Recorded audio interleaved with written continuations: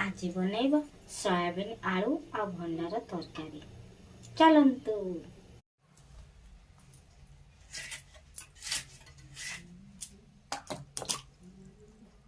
जेहेतु कम समय बनाऊँच आम पानी जो परिवा काटिले भल भाव सिझेदबा।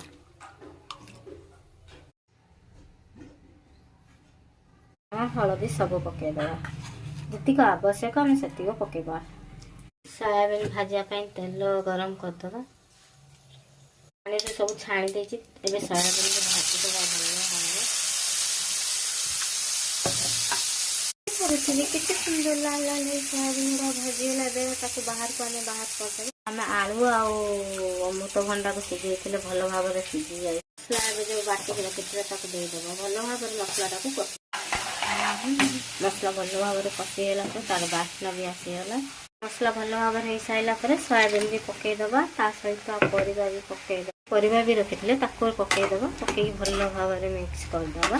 देखो केते सुंदर सोयाबीन अमृतभंडा आलू तरकारी होगला। एक रुटी सहित भात सहित भी खाई पारे।